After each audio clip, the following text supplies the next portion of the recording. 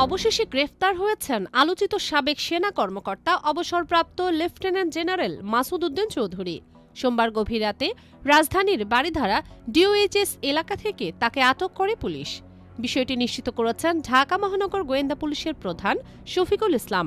আইনশৃঙ্খলা বাহিনীর তথ্য অনুযায়ী তার বিরুদ্ধে অন্তত ৫টি মামলা রয়েছে। দীর্ঘদিন ধরেই বিভিন্ন অভিযোগে আলোচনায় ছিলেন এই সাবেক সেনা কর্মকর্তা। ২০০৭ সালের ঐতিহাসিক ১/১১ সময় তিনি ছিলেন অত্যন্ত প্রভাবশালী ব্যক্তি। সেনা সমর্থিত তত্ত্বাবধায়ক সরকারের পেছনের শক্তি হিসেবে তাকে বিবেচনা করা হয়। সে সময় দুর্নীতিবিরোধী অভিযানের নামে রাজনীতিবিদ ও ব্যবসায়ীদের গ্রেপ্তার, জিজ্ঞাসাবাদ এবং অর্থ আদায়ের নানা অভিযোগ ওঠে।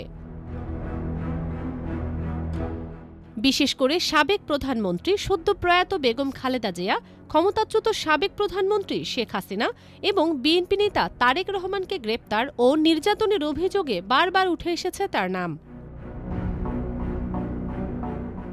পরবর্তীতে তিনি রাজনীতিতে যোগ দিয়ে জাতীয় পার্টির হয়ে সংসদ সদস্য নির্বাচিত হন। মালয়েশিয়ার শ্রমবাজারে কারসাজি এবং ব্যবসায়িক প্রতারণার অভিযোগও রয়েছে তার বিরুদ্ধে। ২০২৪ সালের ফেনীর মহিপাল হত্যাকাণ্ডেও তাকে আসামি করা হয়। সেই ঘটনায় অন্তত ১১ জন নিহত হন। দীর্ঘ সময় ধরেও সাবেক এই কর্মকর্তা গ্রেপ্তার না হওয়ায় বিভিন্ন সময়ে নানা প্রশ্ন উঠেছিল। IBTV USA, new York.